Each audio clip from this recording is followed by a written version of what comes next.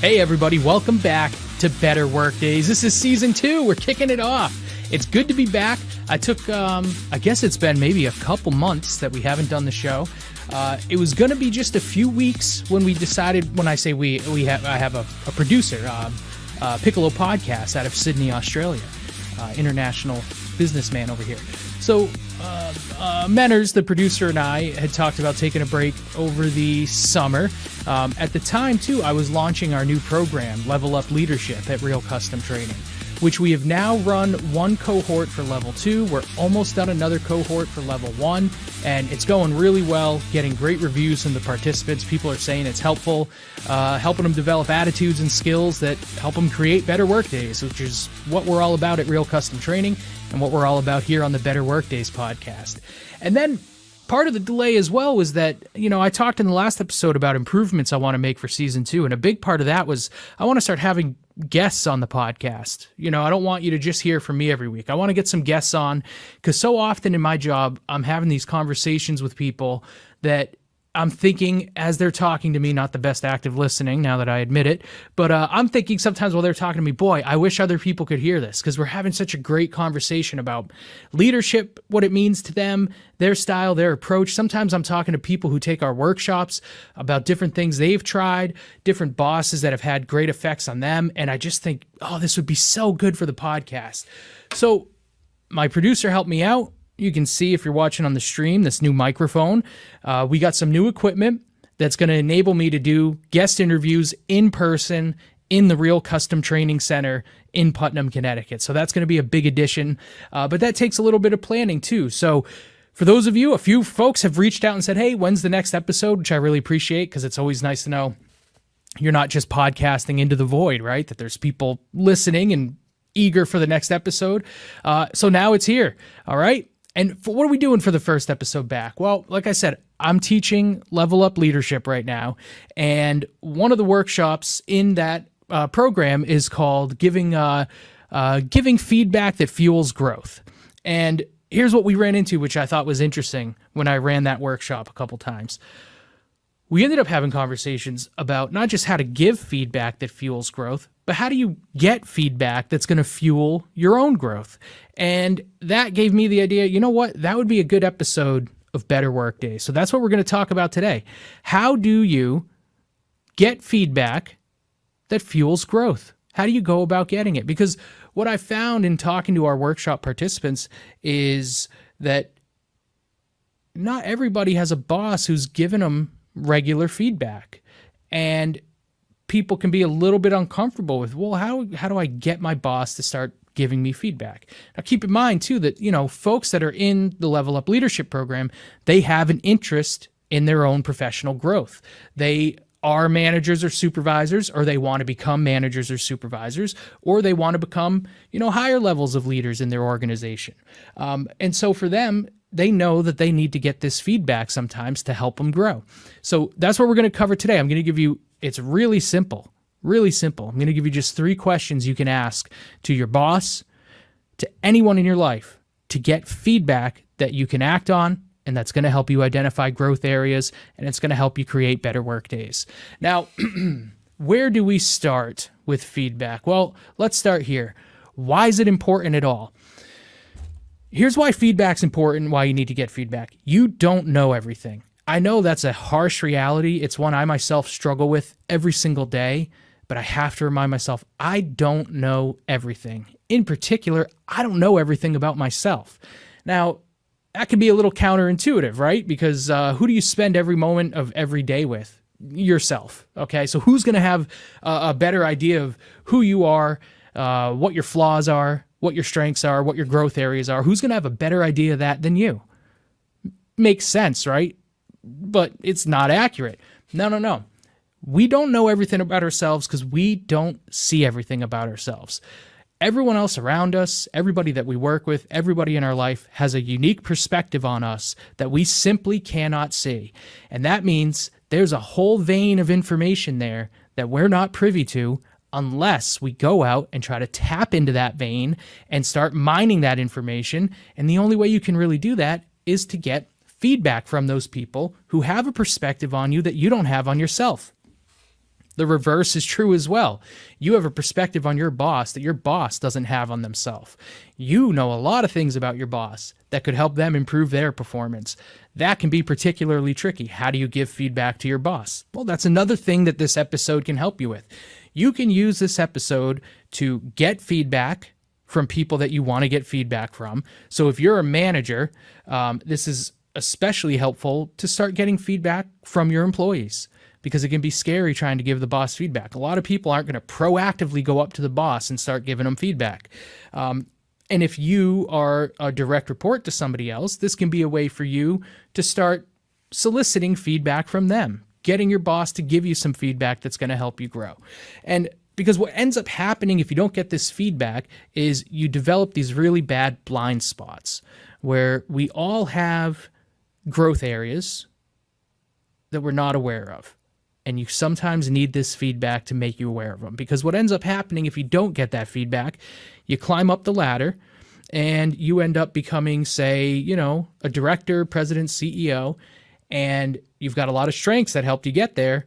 But along the way, because you've been moving up, and the higher up you move, the less likely people are to give you feedback, then you're going to develop some blind spots as to where you need to grow and what you could do better. For example, I can think of some high-level leaders in my own career who, one comes to mind that just ran a terrible, god-awful meeting. Just awful meetings. And when you're running meetings with literally, every single person who works in the organization is in attendance, it's going to have quite the effect on how that group of people view you as a leader. But I have to imagine there was nobody around, myself included. I certainly didn't raise my hand and go to their office and say, hey, I have some feedback for you on how that latest all-staff meeting went. Are you open to it? Can I maybe give you some advice from someone from, boots on the ground perspective? I didn't do it, and I don't think anyone else did, because that person never got better at running meetings. They just ran terrible meetings. I've also known leaders who weren't aware that they, very driven leaders can come off as intense. So I've had some leaders who, when we've helped them start getting feedback from their direct reports, they've gotten the feedback that, hey, frankly, you're kind of scaring people. It's good to be driven, but there's a thin line between being driven and being intimidating. And this person said, wow, I didn't know I was coming off that way. And that's good feedback, because now I'm going to work on that, because I certainly don't want to be intimidating people. I want to be pushing them and driving them to do their best, but I don't want to be freaking them out. And right now I'm freaking them out, and that's not good for performance. So feedback helps you identify your blind spots so that you can get better at the things that you didn't even know you needed to get better at until you got that feedback.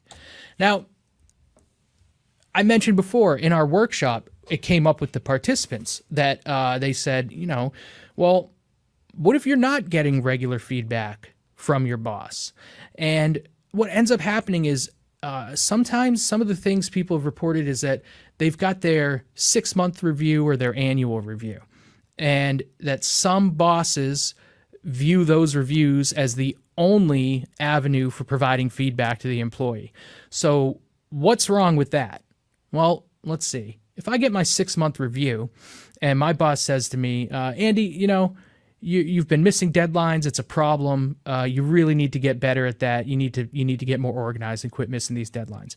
My reaction is going to be, gee, that would have been good to know 5 months ago, because I could have been working on it already. Now imagine if you only get the annual review and you're getting these things pointed out to you and you didn't even have a chance to work on them the whole year before. So the general rule of thumb is, you're providing adequate feedback in terms of the rate, the frequency of your feedback.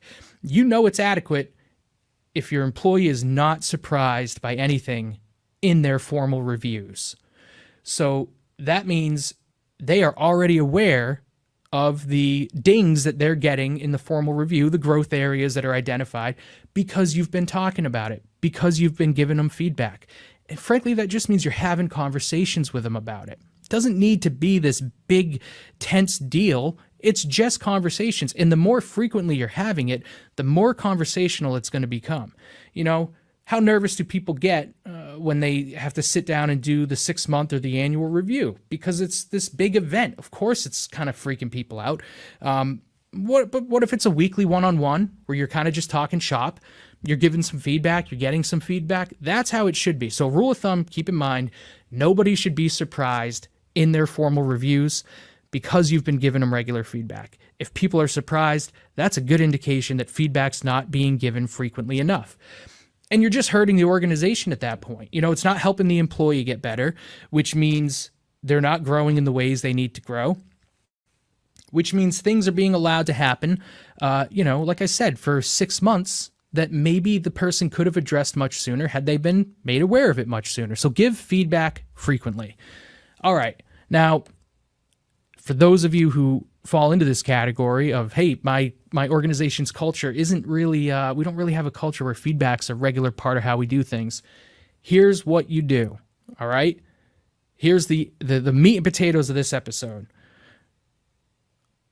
3 questions with 1 setup to them. All right. And all you need to do is ask 1 or all 3 of these questions to somebody, and you're going to get good, actionable feedback. And here they are. You start with the phrase, what's the one thing I can do to ... And then pick from these 3 options. Improve our relationship, increase my efficiency, make your job easier. If you want your boss to give you feedback that's going to help you grow, go to them and say, hey, I just watched this great podcast episode, Better Workdays, and they were talking about feedback, and I was hoping I could get some from you. Do you have time for a quick question? Okay, sure. All right, here's my question to you, boss. What's the one thing I can do to make your job easier? What's the one thing I can do to improve our relationship? See, just ask them that and see what you get. Just see what you get. And I bet it'll be similar to the experience that my workshop participants had when I had them do this recently. And I'll expand on that in just a minute. You can ask them how to increase your efficiency, how to make their job easier. Just pick one of these. Just pick one to start, and you're going to get that good feedback. And what can end up happening, too, is your boss hopefully will say, oh, geez, I kind of liked giving that feedback. And then 2 weeks later when they say, wow, look at that, Andy acted on that feedback. Maybe I should be doing this more often. That's proactive. That's being a great leader, even if you don't have a leadership title. You're getting the conversation going. You are demonstrating and putting yourself out there and demonstrating the value in getting this type of feedback. And if it's not part of your culture already, don't be afraid to step up and try to start making it part of the culture by showing that it helps, that it's better for everybody, that it helps the bottom line, helps people have better work days. Now, action steps for you from this episode, okay? Pick someone you work with and you trust. The trust part's important here because if you don't trust the other person, then you can't really count on getting good, actionable feedback. People at work, all right, you want to know how to know if you trust someone at work? Do you believe they have your best interest in mind? That's how you know if you trust them or not. Because if they have your best interest in mind, then their feedback is going to reflect that. They're going to give you feedback that is going to serve your best interest. It's going to be helpful to you. So for this first time, make sure you pick someone you trust. We'll do a future episode on what to do with people that you don't trust at work, but they're not the best people to test this out on. Find someone you trust at work, or do it at home if you want. Pick one of the 3 questions and ask them. And then here's my advice for you on when you're getting feedback from somebody. Listen attentively. Go back to season 1, listen to our active listening episode. Make sure you're actively listening. Ask for details, okay? If they say, your work's a little bit sloppy. Oh, okay. Can you expand on that? What does sloppy look like to you? I know what sloppy means to me, but boss, what's an example of sloppy work? If you give me an example, I can really make sure I don't do it again. Ask for details. Make them get specific with it, because sloppy to you could mean something different to them when they say sloppy work. Find something to agree with. All right, do your best to find something to agree with.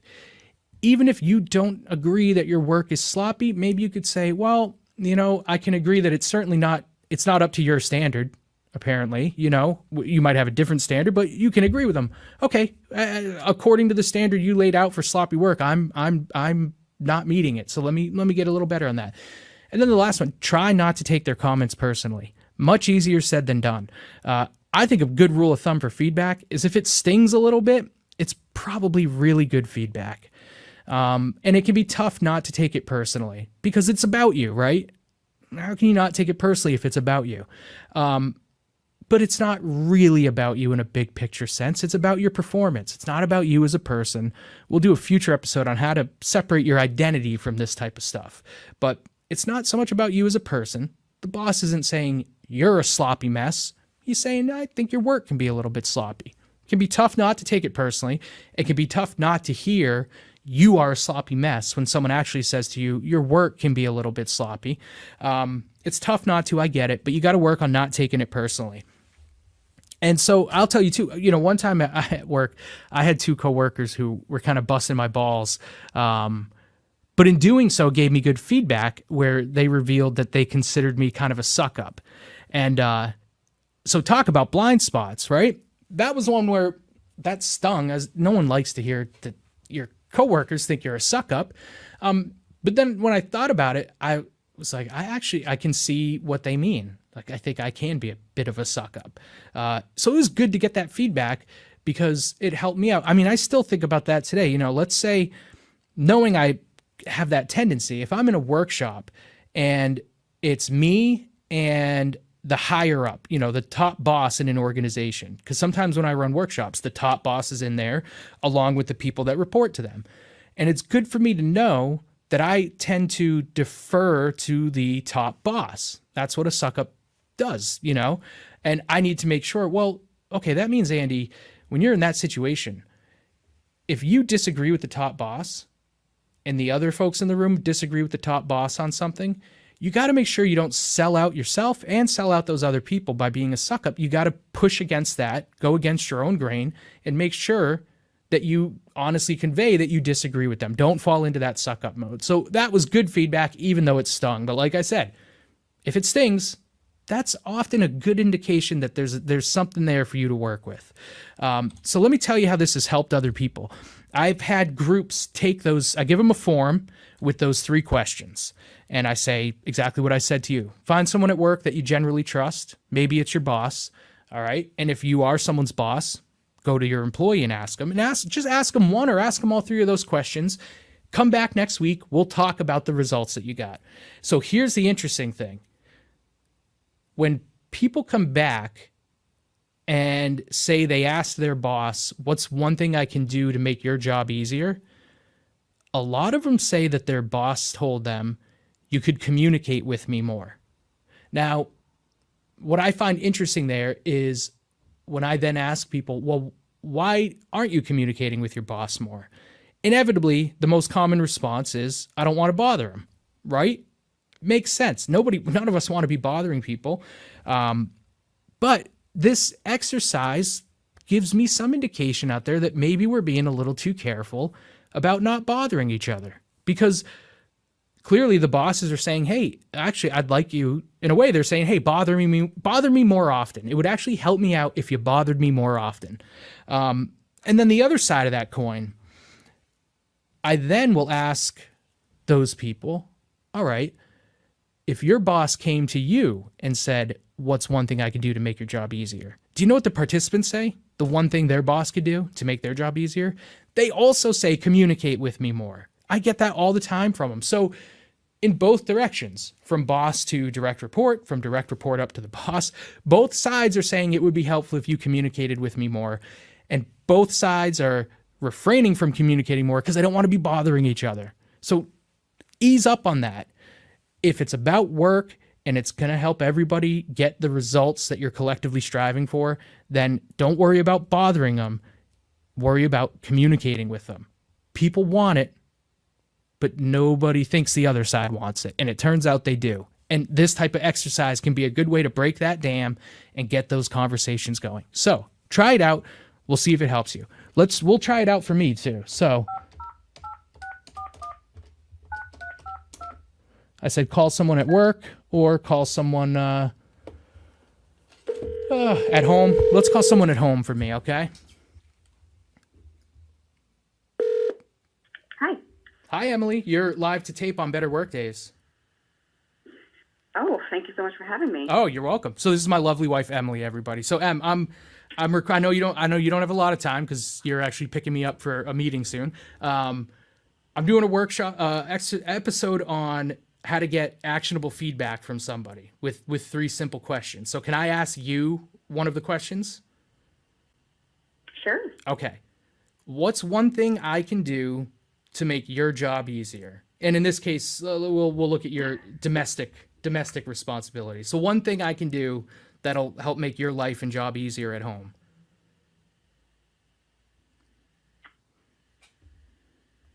I think we could do for some regular set time to get organized for the week. So a standing meeting to look at the week ahead and set our calendars.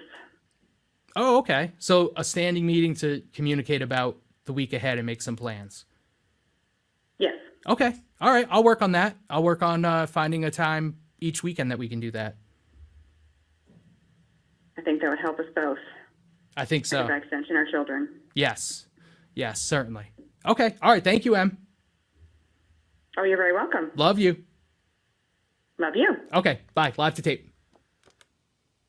All right. So there you go. Look at that. Look how easy that was. She knew I was going to call her. She didn't know I was going to call her and put her on the podcast. So look how easy that was, right? Well, we've just said, let's sit down again, kind of similar, saying actually more communication would help. Fancy that, more communication. So I'll work on that. That's some good feedback for me that can help us get more organized. Try it out for yourself, okay? Pick one of those questions, ask somebody, you'll start getting feedback. It's going to help you out. Now, new segment on Better Workdays. What you reading, Andy? What are you reading these days, Andy? All right, first up, a book I'm reading that I haven't finished, so I'm in the middle of reading it. The Adult ADHD Toolkit by J. Russell Ramsey and Anthony L. Rothstein. More on this to come, but if you're an adult with ADHD, I can't recommend it enough. And I'm going to do future episodes on why I'm reading this book, my own personal journey, as friggin' corny as I sound saying that, but my own personal journey with this. But that's going to have to wait for future episodes because, to quote Tim Robinson on I Think You Should Leave, right now I cannot talk about it without crying. But I do recommend this book. This is the book I'm reading right now. Books I've read that I'm rereading to help develop materials for workshops. Difficult Conversations. This is 3 people, Douglas Stone, Bruce Patt, and Sheila Heen, all from the Harvard Negotiation Project. This is one of the best books I've ever read for real custom training and for developing workshops. I mean, you can see, I think, you see all my stickies in there? I even got bottom stickies. I got a system for what the placement of the sticky means. But incredible book. Incredible book. I read a lot of these books. Some much better than others. This is one that is much better than others, and it's partly because it's rooted in real world stuff. You know, it's not, oh, here's how Bill Gates has a difficult conversation. You know, I don't want to hear about how billionaires do things. Okay, and high perform companies like that.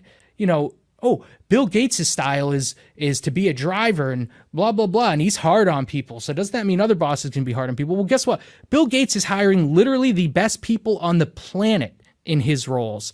So it is unfair to say that the way he can operate with people that are at the absolute highest levels of their profession is the same way that, you know, a local person managing a landscaping company can operate with his employees. So I get a little frustrated with being the Bill Gateses of the world being held up as this pillar for everybody else to follow. What I like about Difficult Conversations is it's not that kind of stuff. It's the kind of stuff like, hey, planning a wedding with your daughter, fighting over the money involved. Here's the conversation you're having, the fight you're having. Let's talk about how to actually have a conversation to help address the deep-seated issues that are at the root of this. It's a great book. I can't recommend it enough. We're going to have a ton of episodes that are going to pull from this. But Difficult Conversations, check that out. And then another book I'm rereading and transcribing into materials is on Managing Yourself, HBR's 10 Must-Reads. So the HBR 10 Must-Read series are good. I get Harvard Business Review. I don't know if I'm going to keep getting the magazine. I think I'm just going to keep buying these books. I like the curated editions.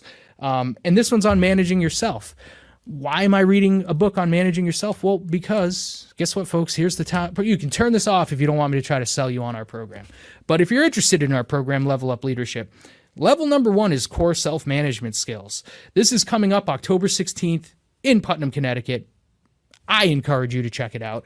I'm going to bring some people on the podcast in the future who will also encourage you to check it out, some of the participants that have completed it. But that's what it's all about, managing yourself. Okay, so there's a lot of stuff in that workshop that we're pulling from these materials, October 16th. And then we also have coming up Supervisory Essentials. That's going to start October 22nd here in Putnam, Connecticut. I just ran this for a cohort of people, 100% across the board on the evaluations. Everybody said they would recommend the workshop to other people. All right, so take it from them, not from me. This is a great workshop if you're a brand new supervisor, or if you're a supervisor or manager with some years under your belt, but you never got trained in the fundamentals, or you're just looking to get better and develop skills that are going to help you be a better leader. Supervisory Essentials coming up October 22nd, Putnam, Connecticut.